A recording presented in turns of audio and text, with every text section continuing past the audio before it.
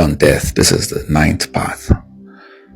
I know that death is not what we always talk about, but I've been talking about death from different experiences and the hypocrisy that I see that people exhibit when someone has died. Suddenly people think that because someone is dead, then they should politically correctly say things about the person. I don't know where that's from. Even my own mom, even my own biological mother that I loved, Mama Lolo, Mama Mia, played with my mom, we joked, we were friendly. I also admonished her when I could. I parented my mom. Yes, I was my mom's mom and my dad's dad periodically. So I loved my mom, and I still think my dad should pay for what he did to her after she passed. He let her get buried. He has to go through the same thing. I've forgiven him, don't get me wrong, but he needs to. Unless they build a monument for her in the village. Like when he told me my uncle had died. Well, my uncle wasn't part of it. It was my father's problem. Anyway, I'm not going to go for my dad's funeral. Just so my siblings will find out maybe this way. I'm not going to go for it. I will honor him, just happy birthday, that's all. But no, I'm not going to go for my dad's funeral unless he does something about it. And I'm not going to tell him because I don't believe in performative repentance. If you've repented, let your works show. Let your works show. You deprived somebody of honor when she was alive, and after she died, you still did the same thing. And all you can say is you're sorry without telling it to me. No, you have to let the world know. The world needs to know. Everybody that thought that my mom was a bad person should know exactly what went on. They were just two broken people who had experienced genocide from the Nigerian army, and they saw it. My mom saw her parents get unalived at the age of 12. My dad was an assassin during the same period, 17 and 12.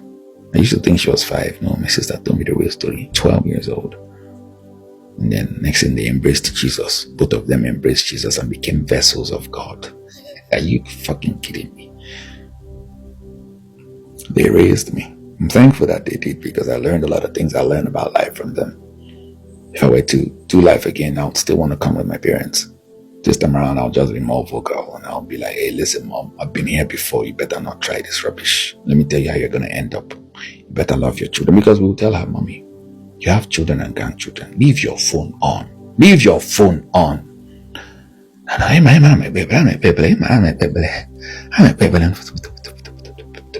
Because she believed she had to pray in tongues, like my sister said, for 25 minutes long. Because her connection to a God that she has never seen is better than the children that she had available around her, grandchildren that she could have enjoyed. No. I don't pray.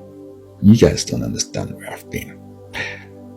Never will. Sometimes I'm like, hey, I need help. I don't know what's going on. I don't know who I'm praying to, who I'm talking to, but sometimes I ask for help and I get it, But death is something that refines people, the bereaved, the survivors. Death does not refine the dead. It refines the survivors. It should put you in check and check your life. I know that people cry when people die. I cried, I wept and sobbed like a baby. I told myself I was never going to cry when my parents died. I sobbed like a baby when my brother called me in video call and showed me the picture, the image of my mom laying on the bed, lifeless, skeleton, semi-skeleton. Looked like she was praying, because she was in a position where she usually stays and prays. It looks like she was praying and slept off and never woke up. Could have been COVID, because that was when COVID happened. We don't know what it was. Wanted to do an autopsy. Suddenly, when you have 6 children, one person cannot decide what happens. Wanted an autopsy, the other doesn't want an autopsy. My brother did, so we just let it slide. Say no need. It's an embarrassment, blah, blah, blah. I just wanted to know how my mom passed. Seems like I can never know. So, I love my mom. I try to tell her every day. I made money. I was going to reach out to her. I just started working. Corporate America finally. Couldn't reach my mother. Got worried. Be available. Make yourself accessible for those that love you to be able to reach you. So that when you pass, they would have enjoyed you. So they won't be writing rubbish and tributes that are unreal for you after you've gone, because the tributes mean nothing. Let people enjoy you. Enjoy people while you're alive. When you die, you're gone. I don't know if it's heaven or hell. I don't have an idea what happens after now. I don't care. I'm talking about now. Now, enjoy the people that love you. When people love you, let them enjoy you. You enjoy them. Don't disconnect from reality and hold on to a God and religion. And then you despise. The religion actually says, I will put enmity between a man and his sons, his children. That is Christianity. It's there. Well, it's Old Testament. So people don't care if they are not at peace with their siblings, their parents, their children because of this religion. People don't care. The toxic religion practiced in Nigeria, Pentecostalism especially, should end, because that's how people miss out on love. They don't enjoy life. Let people love you. Open up your heart. Let people love you. I used to be that way.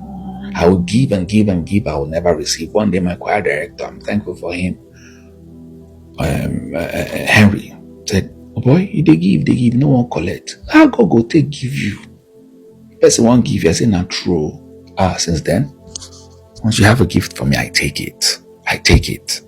But then I learned something from my second sister. If it's money, I don't count it because you don't owe me. I just pocket it and say, Kamsamida, thank you. They owe Dalu. Now go there. Because it's disrespectful to count money when I did not work for it. It's a gift. Thank you. And I move on. Now see how I'm talking about people, the good, the bad, the ugly. I'm not filtering things. People have the good sides. People have the bad sides.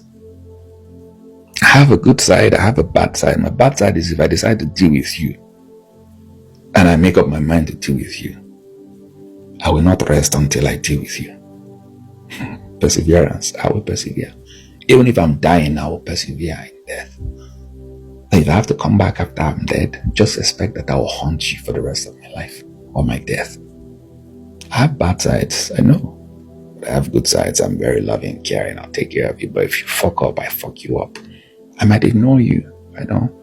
I think you're inconsequential. I'll let you go. But if you're somebody who's supposed to be something to me, you do that like my dad. That's why I'm like, I'm not going to bury my dad because of what he did to my mom. I've forgiven him, but he needs to pay for what he has done. Simple. Because he'll be dead anyways. He won't even know. I'll be doing myself a disservice if I pretend that I want to bury him. No, I'm not going to. Death is death. It's there. It's the same thing I'll do in life. If you die, I'll do the same thing I'll do for you after you've died. It's not going to change. Let's normalize that. I didn't know who Charlie Kirk was until a few days ago. Everybody's writing tribute and crying for a motherfucker who hated us. Who? Are you kidding me? Oh, she'll rot in hell, rot in Hades. Hades. If there's a hell. So let's normalize talking about death and people the same way we talk about them. Let's normalize loving people or hating them the way we hated them when they were alive after they've died. Don't change. Be authentic to yourself. You know, I talked about letting people love you. Now you love people. I don't know how it works for other people. There's this fulfillment I get when I love people genuinely. I care about people. When I care about people genuinely, I love it. Recently, past couple of months, my friends, Goy Tom in Seattle, Washington, actually Linwood. Odika, you're very kind, you're a very nice guy, you're very kind. You know, you care about me, you take care of me. Because basically I helped him get a job, I helped his wife sign for them with my company. Even when I didn't have a job, I kept making sure he got a job. Yes, that's me. Not just him, different people have said similar things. My niece said, Uncle, you don't understand, you deserve to be loved. I love people genuinely. So when you die, I'll close the chapter. After you died, I close the chapter on my mom. I love my mom, but I don't miss her. I'll close the chapter on you and move on with my life. You're gone, you're gone. But if you were nice and because I never hugged my mom, didn't really talk to her that much, so there's nothing to miss. Do you get? So once in a while, we'll talk on the phone and we'll laugh. Yes, I can always go and do it in the river or ocean.